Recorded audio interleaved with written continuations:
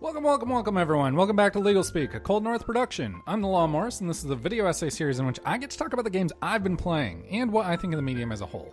Don't forget to check out our podcasts, HardReset, NoRefunds, everything we do all in one spot over at coldnorthpro.com. Please somehow justify my paying for that domain. Now, today is Star Wars Day, so this week we're going to be talking about the future of the galaxy far, far away. Let's talk about Star Wars video games. Now, I want to come out and say this very clearly. I don't consider myself a huge Star Wars fan. I enjoy Star Wars for what it is, but ultimately I don't enjoy it as much as some people seem to eat, sleep, and breathe Star Wars. The movies are pretty good, but they're nowhere near as groundbreaking as so many people say they are. The books are fun, the comics have been really good, but where Star Wars has really done its best job capturing my attention is in the video games.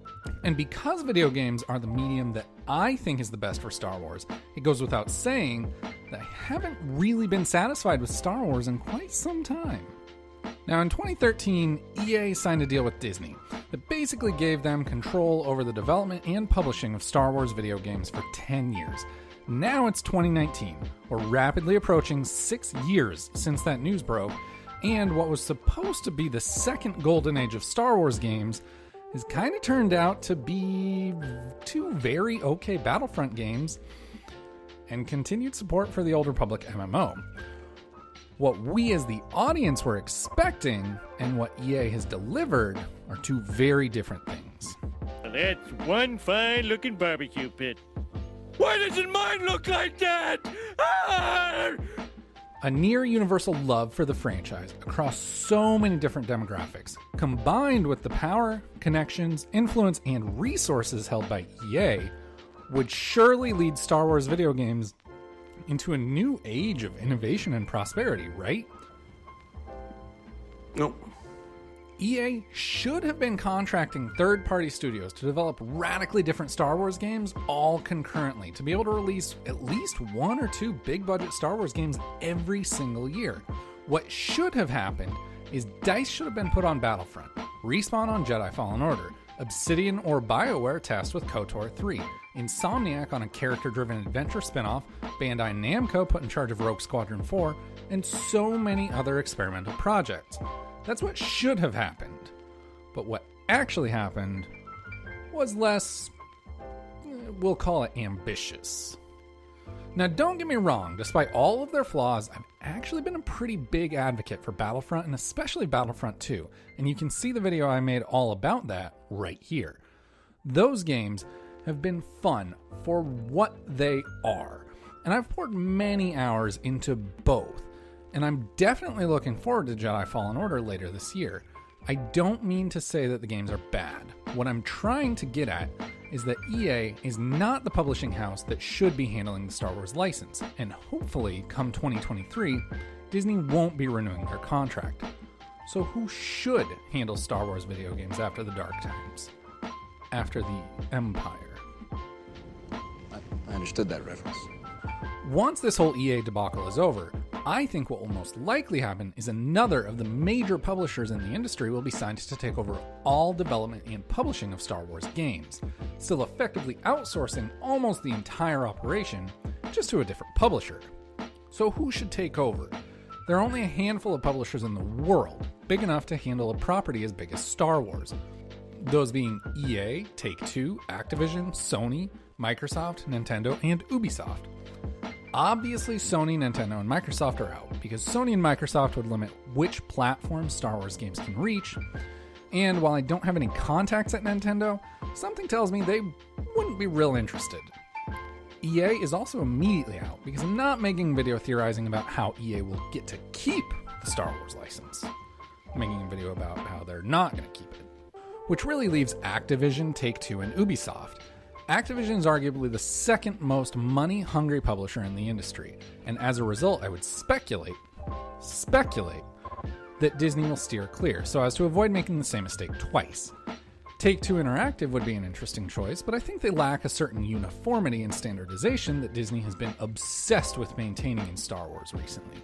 I mean, they changed the name of Star Wars Episode 4 for Christ's sake.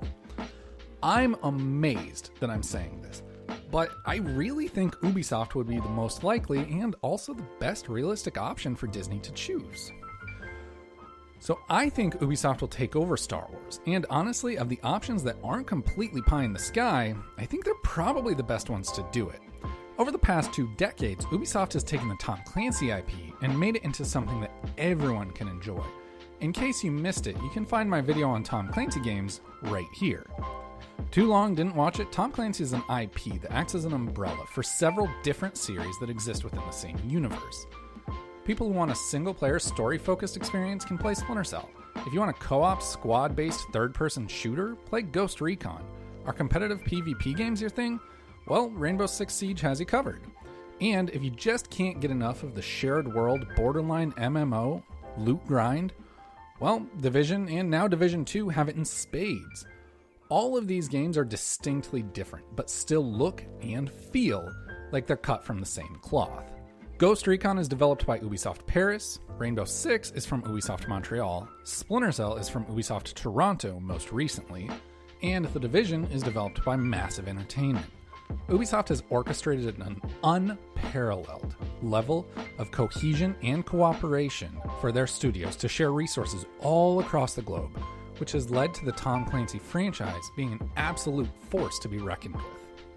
But just like every other publisher and developer, Ubisoft has been known to drop a real bomb every now and then.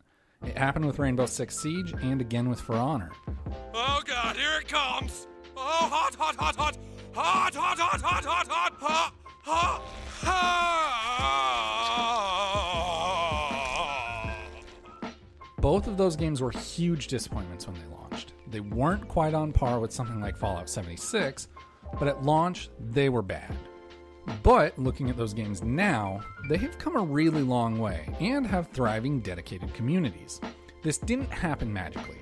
It happened because when those games launched, they were a bummer, and the fan bases weren't shy about communicating their disappointment in very specific and sometimes explicit detail. But instead of abandoning the games or selling a bright blue leather jacket for $276, Ubisoft took the feedback, rolled up their sleeves, and got to work on making the games better. And now, those games are completely unrecognizable from what they were when they first launched. Ubisoft has actively demonstrated a commitment to developing a good game and fixing something that didn't really satisfy their fans. Ubisoft has done the unthinkable, and they've turned a failing game around, not once, not twice, but several times. Now, if crafting distinctly different games with a similar look and feel a la Tom Clancy doesn't sound like exactly what Disney wants for Star Wars, I'm not sure what you think they do want. And to add to that, if a commitment to a failing game to turn it around and make it the game players want doesn't sound like the exact opposite of what EA would do, I'm not sure we're talking about the same EA. And in all fairness, Battlefront 2 has made a huge turnaround, but that's mostly entirely DICE's doing. Ubisoft has demonstrated through Tom Clancy and their other IPs that they have exactly what Disney is looking for in a Star Wars handler. And honestly, if in 4 years Disney announces that they've signed Ubisoft to take over the Star Wars license for video games, I would actually be pretty happy with that.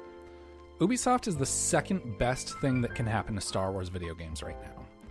They're the second best thing.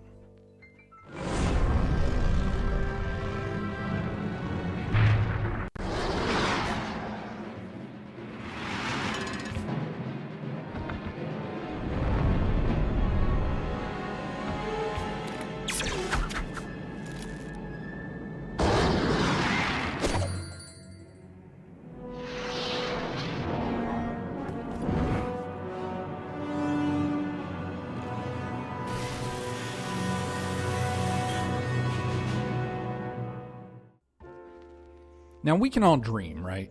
And with respect to Star Wars video games, my dream is the resurrection of LucasArts. If Disney were to bring back LucasArts and handle publishing and contracting developers in-house on a case-by-case basis, Star Wars games could really spread their wings and fly again the way they did in the early to mid-2000s. Remember the days of KOTOR, Battlefront, Republic Commando, Jedi Knight, Rogue Squadron, Racer, Starfighter, Empire at War, Force Unleashed, and even DroidWorks? That was the golden age of Star Wars games, and they were all put together on a game-by-game basis from different development studios with unique talents and strengths to offer. Disney, if you really want to make this Star Wars game fan happy, bring back the same strategy that gave us the first golden age of Star Wars. Bring back LucasArts. So what do you think Disney should do for Star Wars games after the EA contract expires? Should it go to Ubisoft, come back in-house, or should they do something I haven't even considered? Let me know in the comments down below. And while you're down there, let me know what your favorite Star Wars game is. My number one is definitely Rogue Squadron 2, but I harbor a secret love for the Phantom Menace tie-in game on PlayStation 1. Thanks for watching, everyone. Don't forget to check out our gaming podcast, HardReset, and our movies podcast, NoRefunds, the podcast that watches bad movies so you don't have to. Both of those are right here on YouTube and on most major podcast services if you like to listen while you walk your dog. Links are in the description down below. Next week, LegalSpeak will actually be guest written by our very own gorgeous Ben Reynolds. So until then... Remember, the Force will be with you, always. Wow, what an ending! Who'd have thought Darth Vader was Luke Skywalker's father? Thank you, Mr. Blow the Picture for me.